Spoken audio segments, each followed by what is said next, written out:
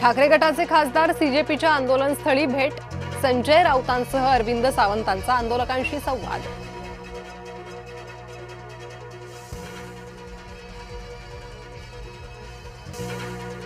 मंत्री धर्मेंद्र प्रधानांच्या राजीनाम्यावर सीजेपी ठाम, आंदोलनस्थळ सोडणार नाही, अभिजित दिपकेंची घोषणा।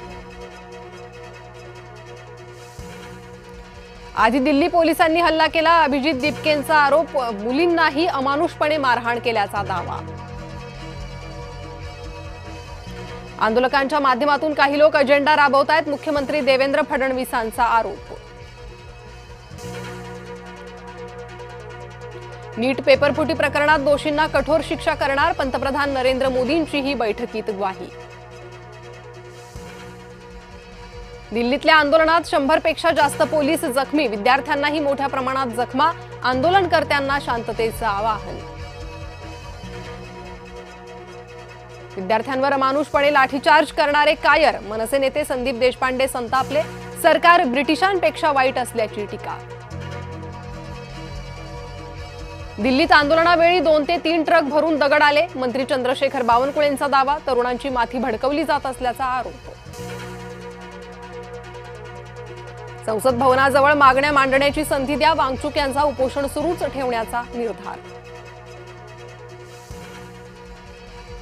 भारत अमेरिका व्यापार कराराविरोधात पंजाब हरियाणातील शेतकरी आक्रमक, दिल्ली बॉर्डरवर मोठ्या संख्येने शेतकरी एकवटले। 20 जिल्हा परिषदांच्या आरक्षणावर आज सुनावणी, 50% आरक्षणाच्या मर्यादा ओलांडल्यानं निवडणुका रखडल्या। सोनम डोंगरे मृत्यू प्रकरणाचा चौकशी अहवाल समोर, नवी महापालिकेच्या डॉक्टरांना क्लीन चिट, एलर्जी आणि उलटीमुळे मृत्यू झाल्याचं समोर।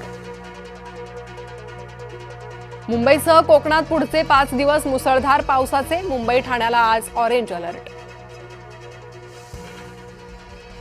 पुण्यात पावसामुळे भाजीपाल्यांचे दर घसरले, कोथिंबीर, मेथी, पालक, कांदा पातीच्या दरात 20% घट।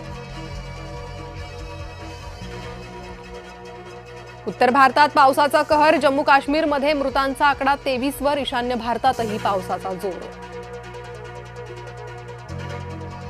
नागपुरातील गँगवॉर नंतर मनपाची मोठी कारवाई, मोक्कातील आरोपीच्या अनधिकृत घरावर बुलडोजर, इतर 3 आरोपींचं अनधिकृत बांधकामही पाडलं। लोकलच्या दारात लटकून महिलेचा प्रवास, दिवा सीएसएमटी लोकलमधील व्हिडिओ व्हायरल, प्रवाशांच्या सुरक्षेचा प्रश्न पुन्हा ऐरणीवर। 11वीचे 2 लाख विद्यार्थी प्रवेशापासून वंचित, राज्यात आतापर्यंत 12 लाखापेक्षा जास्त विद्यार्थ्यांचे प्रवेश निश्चित।